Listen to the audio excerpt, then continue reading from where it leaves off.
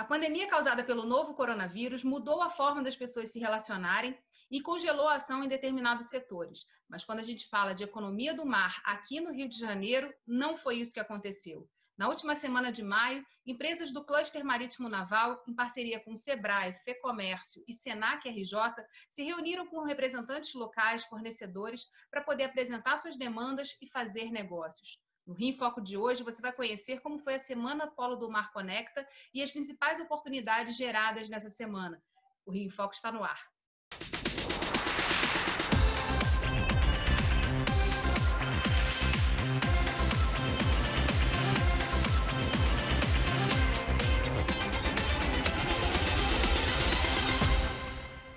Para falar sobre a Semana Polo do Mar Conecta, está aqui conosco o gerente de grandes empreendimentos do Sebrae, Renato Regazzi. Oi, Renato. Tudo bem? Boa tarde, Geisa. O Fórum vem acompanhando esse processo, né, de instalação do cluster marítimo e de toda essa discussão que vem se fortalecendo aí ao longo desse ano, do ano passado, a respeito do Polo do Mar, né, e das oportunidades que isso traz para o estado do Rio de Janeiro. Em 2 programas a gente já abordou aí alguns passos que foram dados e como as empresas estão se organizando. Como é que foi tocar esse desafio durante a pandemia? O que vocês tiveram que fazer e se reinventar para poder viabilizar essa semana? É isso que você falou, nós tivemos que nos reinventar, nos adaptarmos e ter muita flexibilidade. Tivemos que usar o mundo novo para a gente, que é o mundo virtual, que está se adiantando. Na verdade, o que aconteceu com essa pandemia é que ela está adiantando de 5 a 10 anos essas tecnologias para entrarem no nosso dia a dia. E todos de home office. Isso não diminui em nada a qualidade do evento. E isso que é a grande surpresa. Nós tivemos 1.253 participantes, 32 empresas grandes e instituições também participando dessa empreitada. E como é que foi a Semana Polo do Mar? Conta pra gente assim, qual era a proposta e o que aconteceu na prática. Na verdade, a gente está levantando a bandeira da economia do mar como uma plataforma de desenvolvimento do Estado do Rio de Janeiro, onde a gente trabalha a convergência de cadeias produtivas de setores diretamente ligados ao mar ou setores também que sofrem influência do mar. Os setores diretamente ligados ao mar que a gente abordou na Semana Polo do Mar Conecta foi o setor de naval, náutico, o setor da energia offshore, o setor da pesca, o setor da logística. O Rio de Janeiro pode ser o grande hub logístico da economia do mar no Brasil. E também trabalhamos o setor de saúde vinculado ao mar, porque a saúde hoje é um setor transversal a todos os demais. E a grande surpresa que nós tivemos é que nós botamos juntos os polos competitivos do mar do Rio de Janeiro. Por exemplo, o polo do mar da Ilha Grande, junto com o polo tecnológico do mar da Baía de Sepetiba, o polo do mar da Baía de Guanabara e o polo do mar da região da Baía de Campos e Porto do Açu. E todos se complementando. E a surpresa foi enorme. Fornecedores das suas bases industriais e de serviços e comércios locais também forneceram para os demais polos. E aí percebemos a quantidade de negócios e contatos e matches realizados. Foram mais de 200. Várias oportunidades para as micro e pequenas empresas.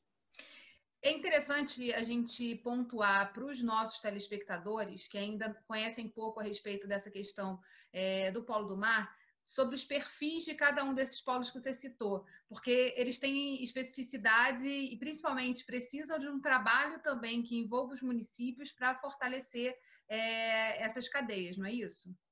Exato. Por exemplo, o polo do mar da Baía de Ilha Grande, ele tem uma vocação em relação ao turismo litorâneo, à pesca, à náutica, que engloba Mangaratiba. Existe um fórum de fornecedores que fica em Mangaratiba. Já o polo tecnológico do mar da Baía de Sepetiba é mais relativo a questões portuárias, com a Vale, da CSNT-Com, do Porto do Sudeste.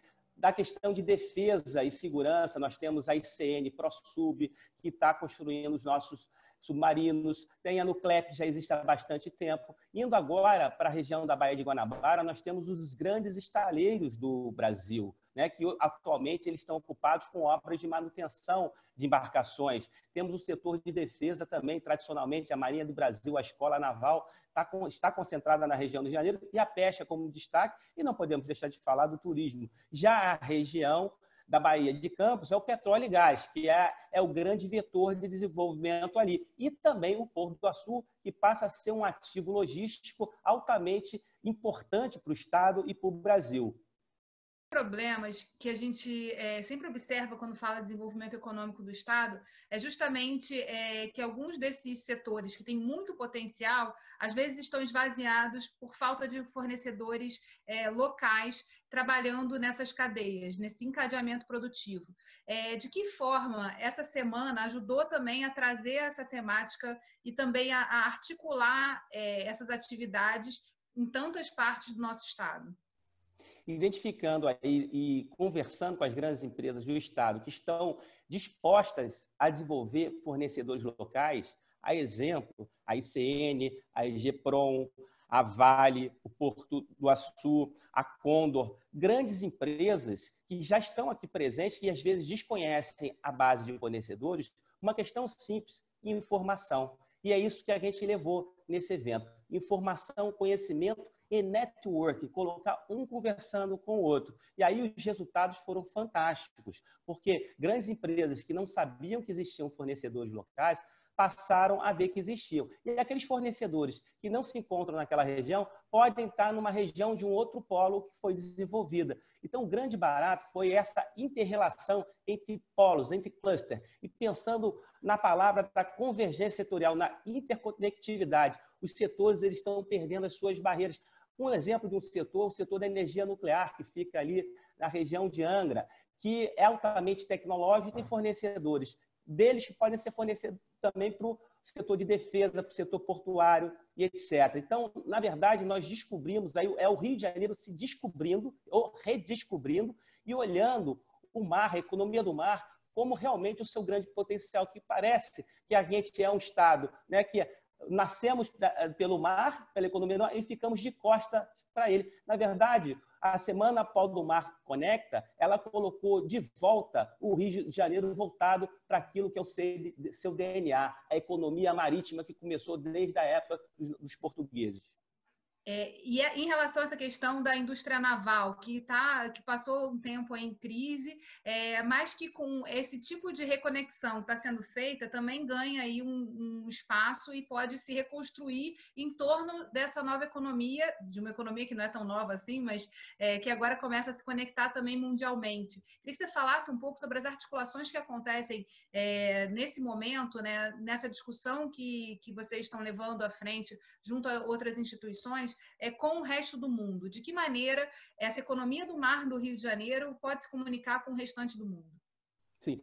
Realizamos essa semana, é bem lembrar, em parceria com a FEComércio e com o SENAC, e várias outras instituições e empresas envolvidas.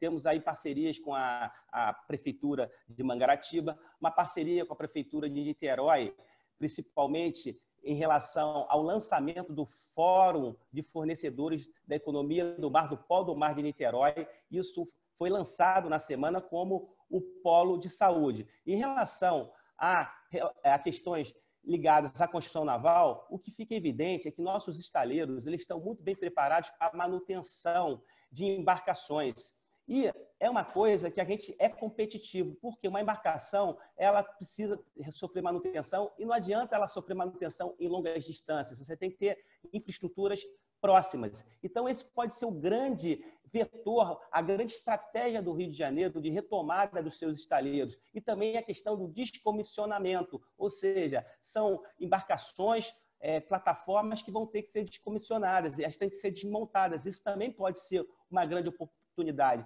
E construção de pequenas embarcações, supply boats, ou embarcações de pesca, embarcações de apoio. Ou seja, o Rio de Janeiro começa a se reencontrar e se posicionar estrategicamente nessa questão global. Porque quem tem navios que passam pelo Atlântico possam utilizar os nossos estaleiros para fazerem suas manutenções.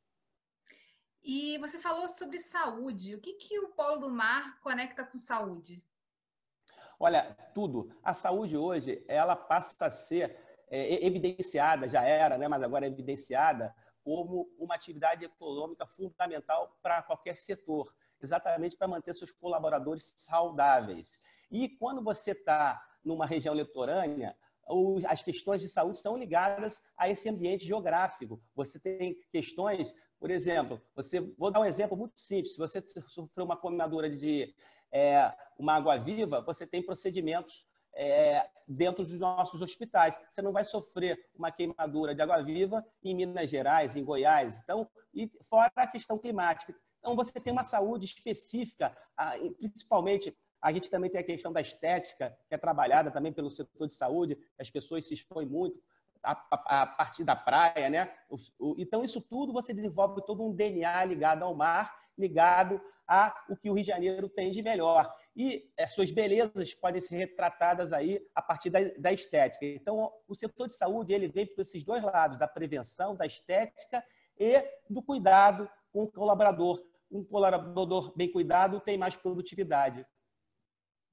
Você falou que Niterói assinou um convênio puxando para essa questão da saúde, não foi isso? A questão da saúde, junto da Secretaria de Fazenda, com a secretária Giovana e com o Marcelo Haddad, do Niterói, nós lançamos essa questão da saúde, que é um vetor econômico fantástico para o Rio de Janeiro. E Niterói tem todos os predicados. O município com maior infraestrutura de saúde, seja pública, privada, por metro quadrado. Inclusive, tem uma universidade lá, que é a UF, que é poderosíssima do ponto de vista da medicina, da odontologia. Então, a gente tem que utilizar essas características, essas vantagens competitivas já existentes, e a partir daí, através de estratégias bem elaboradas, fazer o desenvolvimento, sempre integrando, como eu coloquei para você. Aí eles lançaram o Polo do Mar de Niterói, junto com o Polo de Saúde. Eles estão integrando esses dois setores. Ou seja, a plataforma de desenvolvimento do Rio de Janeiro é ligada ao mar com todos os setores econômicos que podem ser complementares. Essa é a grande sacada. E integrando, através do encadeamento produtivo, grandes, médias e pequenas empresas. E se a gente conseguir fazer isso de forma planejada, com certeza o Rio de Janeiro tem uma plataforma ótima para se reprojetar na economia nacional, retomar o seu desenvolvimento. Com muito esforço, muito planejamento, mas ativos econômicos fantásticos, nós temos aqui pessoas capacitadas, nós temos universidades, nós temos. É só colocar todos juntos em prol de um mesmo propósito. Esse é o segredo. Todo mundo junto, integrado. Em relação aos negócios fechados, assim, o que a gente teve, o que a gente tem de resultados assim concretos a partir dessa semana? E eu queria também que você contasse um pouco, descrevesse como é que foi isso, né? Você falou que foi toda virtual, todo mundo a partir das suas casas ou empresas que estavam funcionando, mas como é que foi essa integração? Como é que foi montar essas salas? Qual foi a infraestrutura que vocês disponibilizaram para que esses negócios acontecessem? Ok. Em relação aos negócios, houveram muitas demandas por EPIs, tá? Tanto do pessoal ligado a hospitais quanto das empresas, porque as empresas, elas retomando as suas atividades, elas vão ter que proteger os seus colaboradores. Então, essas demandas foram as mais recorrentes. Mas tiveram demandas em relação à manutenção industrial, a questões de edificação, a utilidades, uniformes, etc. Quer dizer, foram muitos negócios levantados junto das grandes, mas as pequenas também trocaram informações entre elas para a formação de mix de produto. Em relação à experiência, que é nova para todos nós, a gente se preparou muito. No final, nós executamos, para vocês terem uma ideia, foram 19 palestras, talks, 19 e 7 sessões de negócios em 5 dias.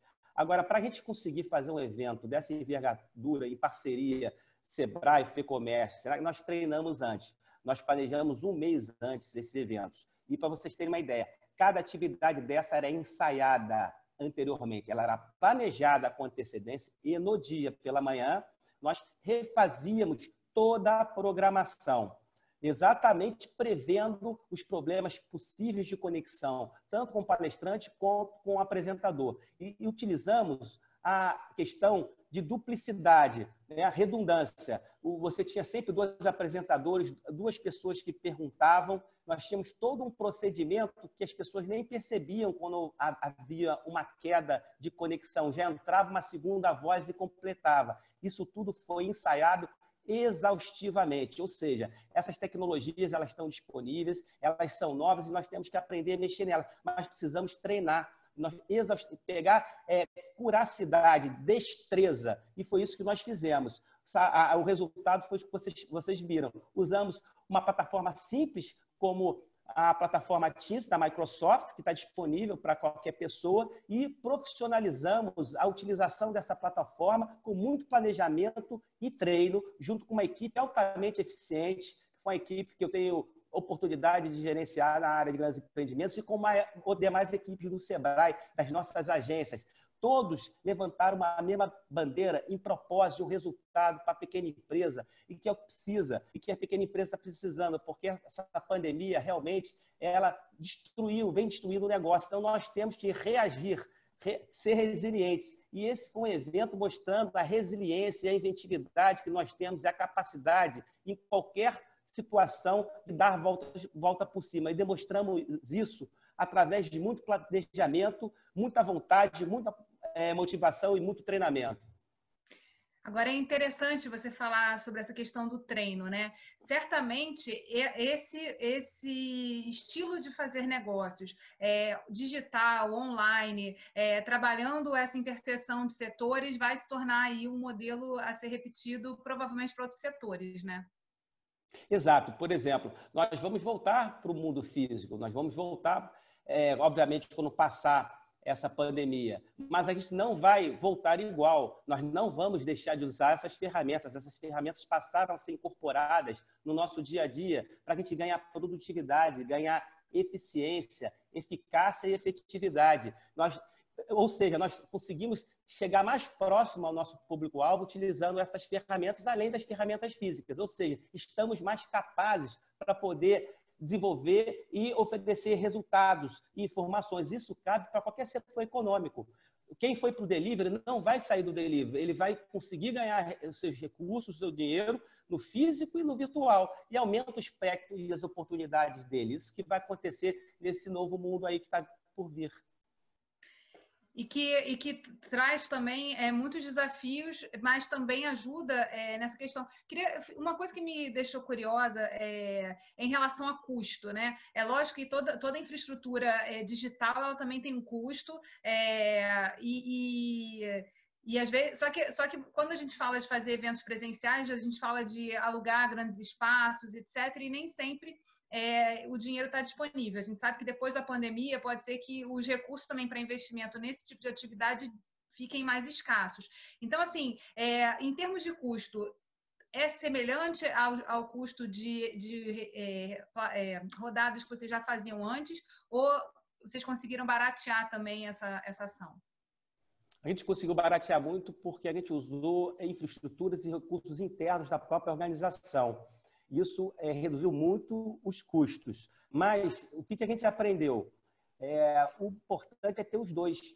Porque eu posso fazer um evento físico, alugar um espaço, ter uma interação mais face-to-face e, ao mesmo tempo, deixar ele aberto para os outros participarem também. Então, eu ganho escala, eu consigo... O barato é a convergência, a integração, é a fusão do físico com o virtual. Este é o grande desafio de todos nós. Quem conseguir fazer isso será muito bem sucedido em qualquer organização, em qualquer empresa.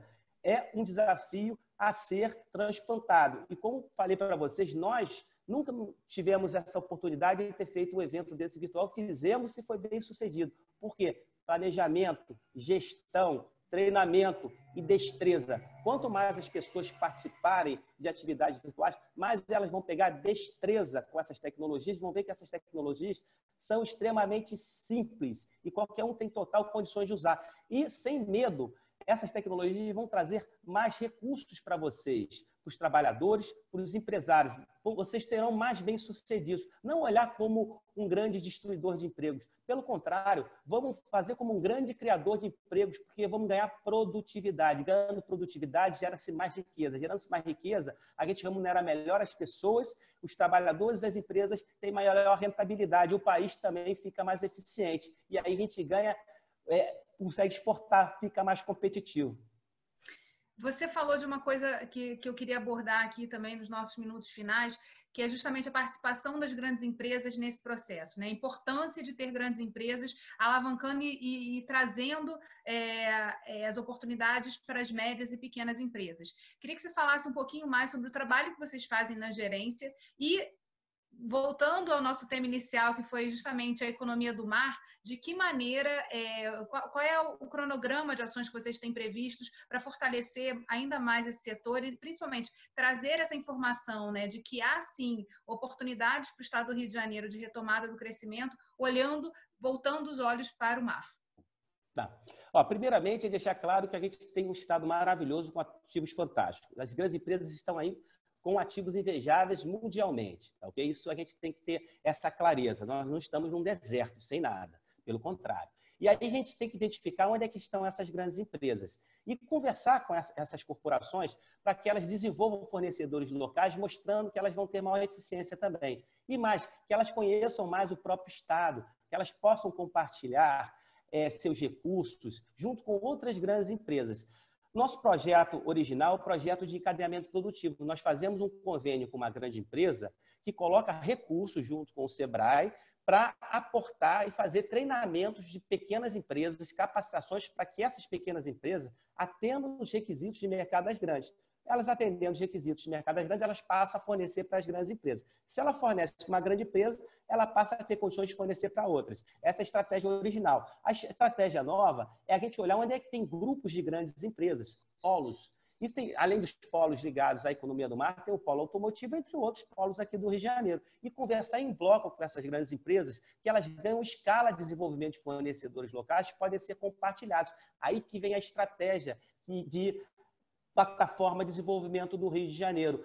Essas grandes empresas, elas têm interesse de se juntar, sim, através de fóruns de fornecedores. Já tem o Fórum de Fornecedores de Itaguaí, que a gente fala que é da Baía de Sepetiba, onde nós temos a Vale, tem a ICN, tem a Nuclep, tem o Porto do Sudeste, entre outros, a Marinha do Brasil e o Porto da CCN Telecom, a OCE também presente, entre outras empresas. Tem o Fórum de Fornecedores de Mangaratiba, que tem a Prefeitura, tem a Vale, tem os resorts locais, tem o pessoal de pesca e tem também o fórum que a gente está retomando no Porto do Açu, com toda aquela infraestrutura que o Porto tem, com as empresas, as termoelétricas que estão lá, o pessoal da Anglo também presente, da Novart, Tecnip, entre outras grandes empresas, BP, que estão presentes ali, além da Petrobras e de empresas do setor de óleo e gás. Então, se a gente consegue, no território, juntar essas empresas através de fóruns de fornecedores, e eles vão estabelecer metas de aumento de fornecedores locais,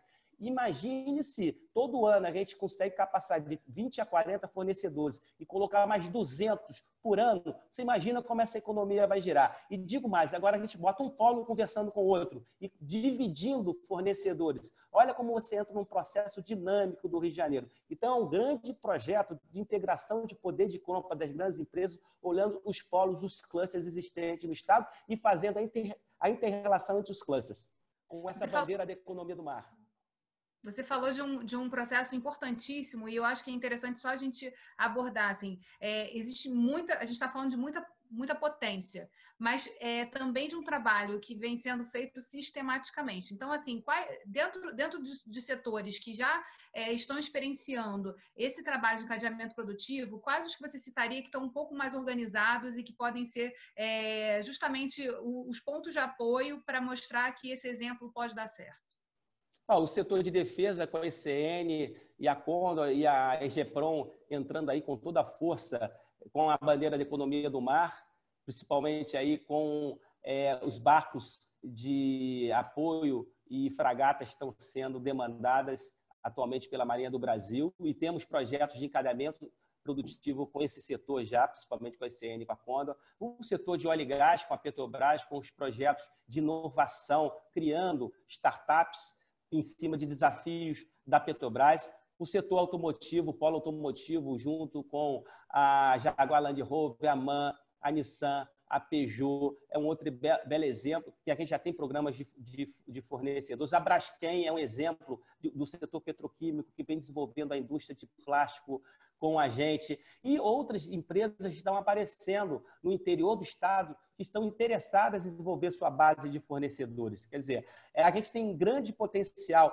O exemplo também, a Eletronuclear, a Lianga, com a base de desenvolvimento de fornecedores local. Imagina o quanto de oportunidade de negócio para você manter as duas usinas, e a terceira que vai ser montada agora, que é importantíssima para a região, de fornecedores que você possa ter localmente. A Nuclep é outro exemplo, tá? Do setor nuclear. E para finalizar, em relação ao poder público, né? Qual a importância, na sua opinião, da participação do poder público, dele conhecer e estar ativo nesse processo de encadeamento produtivo e puxando para o legislativo, que é de onde a gente fala, né? Qual a importância do legislativo se envolver também nessas discussões e de que forma ele pode ajudar a somar aí nesses esforços para a retomada do crescimento econômico do Estado do Rio de Janeiro? Excelente pergunta, Geisa. A base de desenvolvimento dessa lógica de encadeamento produtivo por cluster é a tríplice hélice. O que é isso? É o setor privado, com o setor tecnológico presente e o setor público governamental. Se um desses setores eles não estiverem envolvidos, esse sistema não vai funcionar de forma eficiente. Então, a presença do governo, seja o executivo, seja o legislativo, é fundamental para criar as infraestruturas e características e benfeitorias para que esses polos sejam competitivos, não só no Estado, no Brasil, como mundialmente, e que identifique quais são os entraves para que esses polos realmente se tornem polos globais. Nós não precisamos pensar só no mercado interno, nós temos que pensar no mercado externo e precisaremos muito do legislativo, muito do executivo, ajudando essas localidades, esses territórios, ouvindo as características locais e levando soluções para as características locais. E pegando aquelas características, aquelas demandas também que são conjuntas, coletivas, de todos os polos, que possa ser feita uma política estadual para que a gente turbine efetivamente esses polos, que sirvam de motor de desenvolvimento do nosso Estado, baseado na economia do mar, onde o Rio de Janeiro tem 25 municípios litorâneos, com 11 milhões e 500 mil pessoas morando e 3.200 trabalhadores. É uma potência econômica que tem que ser empreendida. Empreendida, essa é a palavra-chave. Bem, muito obrigada, Renato, pela sua participação, por você ter compartilhado com a gente um pouquinho dos resultados e do avanço também do cluster, do Polo do Mar, que a gente, como eu disse no início, a gente vem acompanhando desde o iniciozinho.